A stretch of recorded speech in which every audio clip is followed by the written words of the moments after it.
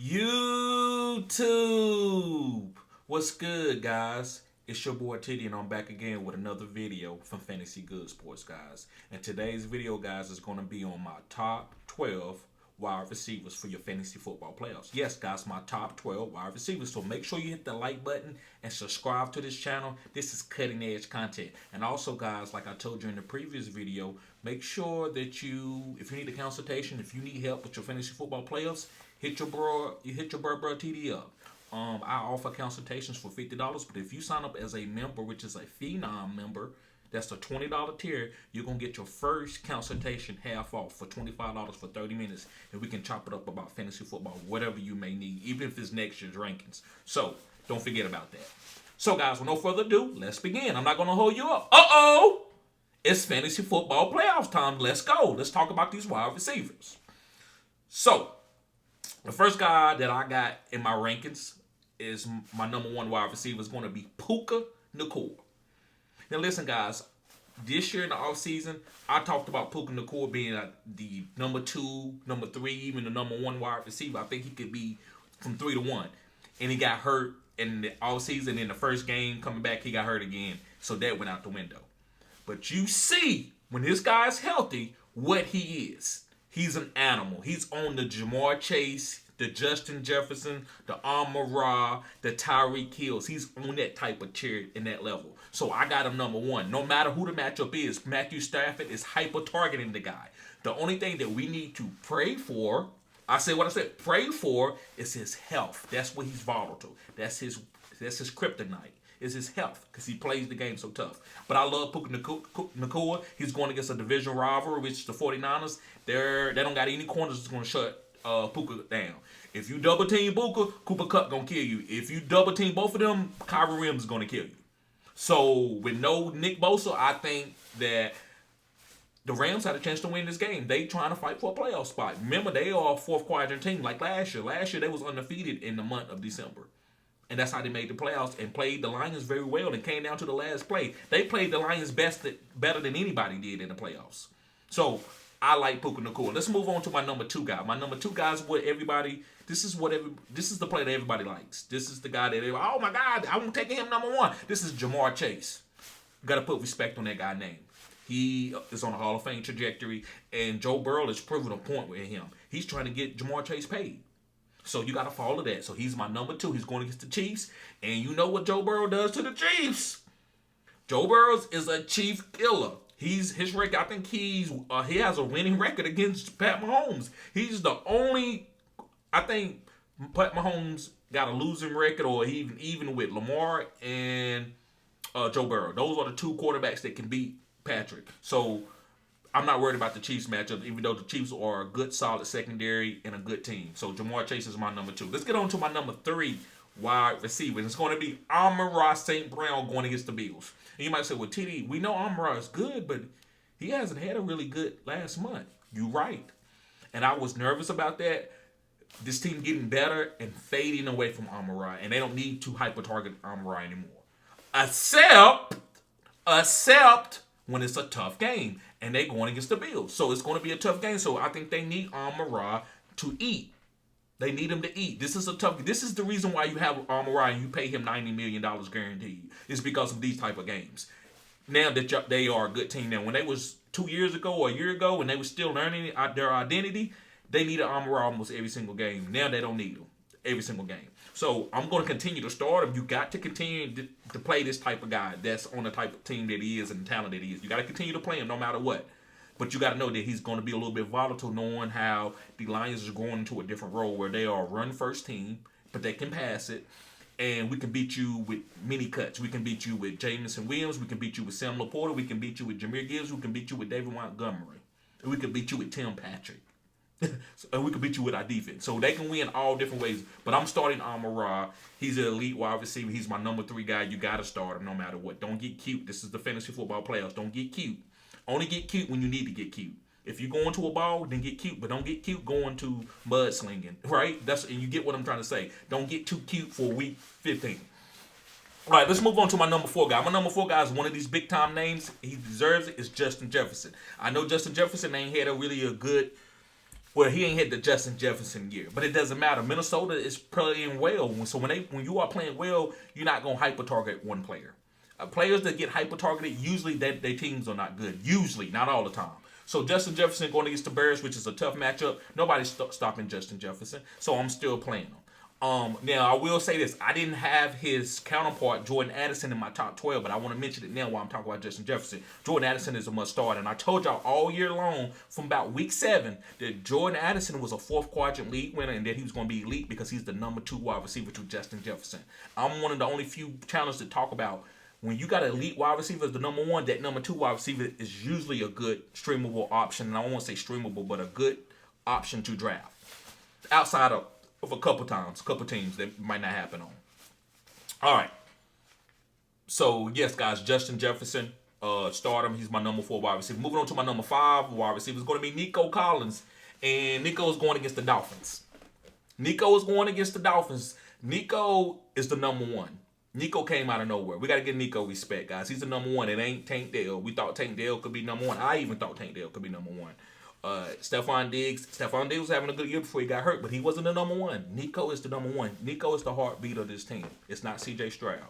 Joe Mixon is having a fantastic year, but Nico is the heartbeat of this team if they want to go to the playoffs. So I'm playing Nico. Nico's going to get 10 to 12 targets every single game. He's going to be part of the game plan. So that's an easy start right there. All right, moving on to my next ranking, my number 6, guys, one of my favorite players ever over the history of the game is going to be Tyreek Hill. And he's going against the Texans.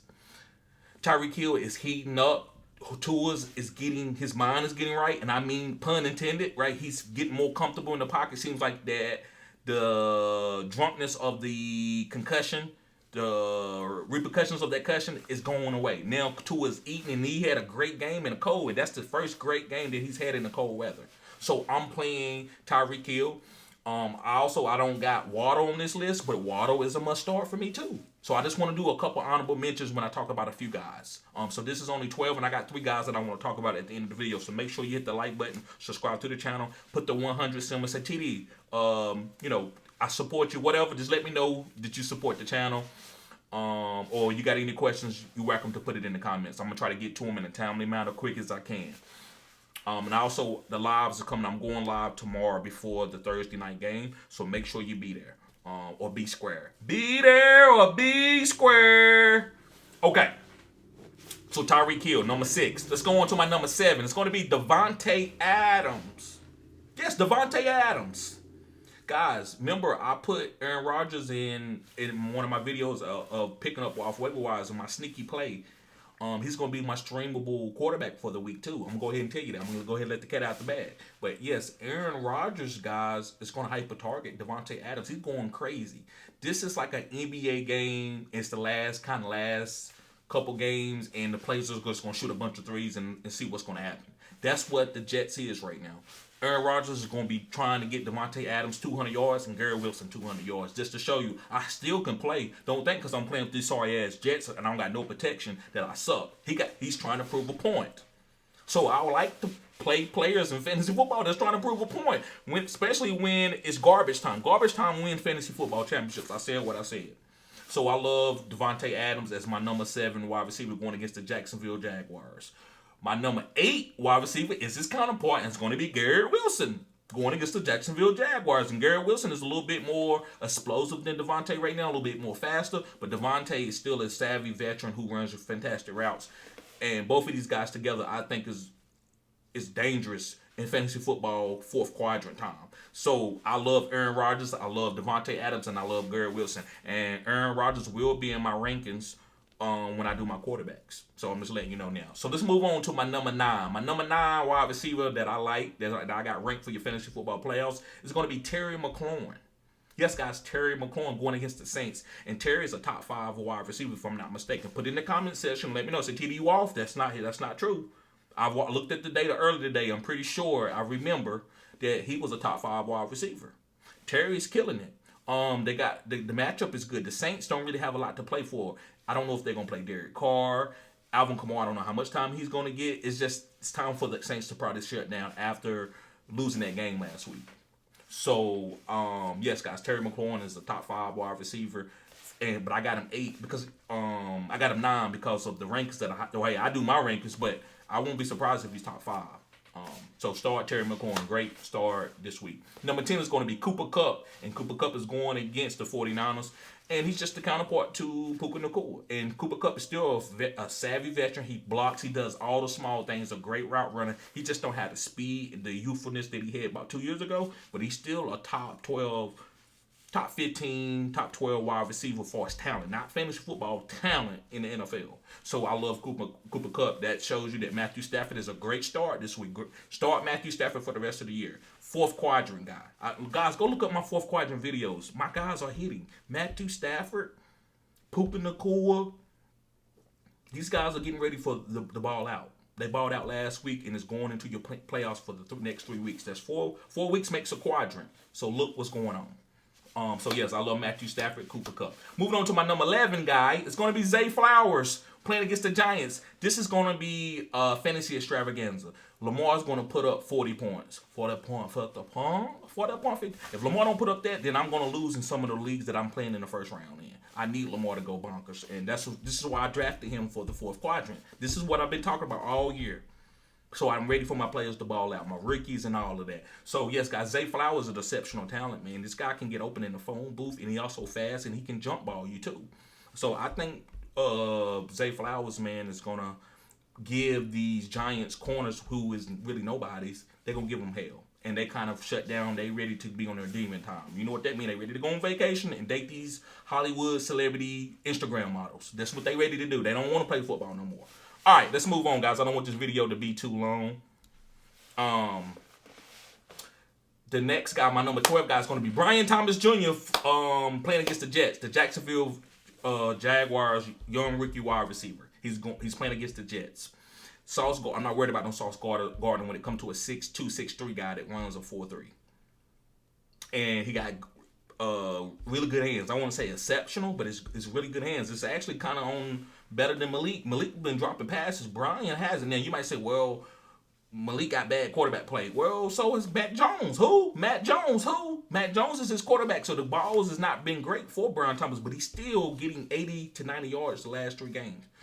So I like Brian Thomas. If he get messed around to get a couple touchdowns or a big time touchdown, this guy could probably be top 5. So I had to put him on this list over some guys that you might think, oh well, you gonna play him over Mike Evans? Yes, I'm Brian Thomas Jr. I'm going with it. That's that youthfulness. That youthfulness this time of the year. Them veterans ain't ready for that. They ain't ready to run around. They run a 4.6 now. They 32, and they ain't ready for no 22-year-old guy who's running a 4.3 that's 220 pounds.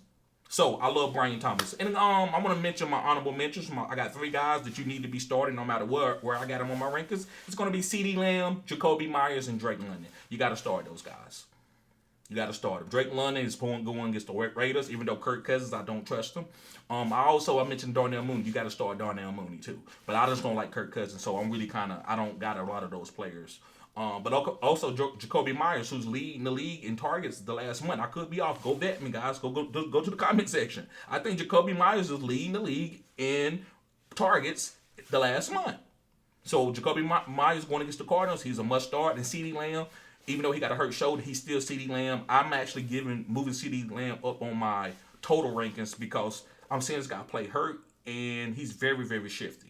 I always knew he was very shifty watching him from Oklahoma with Kyler Murray, but I'm seeing more out of CeeDee. I'm seeing some toughness that I like to see out of wide receivers. So play those guys no matter what. So guys, thank y'all for tuning in to Fantasy Good Sports. Make sure you hit the like button and subscribe to this channel. This is cutting edge content, guys. Also, guys, support the channel, share the content, hit comment. Got anything? I got you. So y'all be safe. Peace.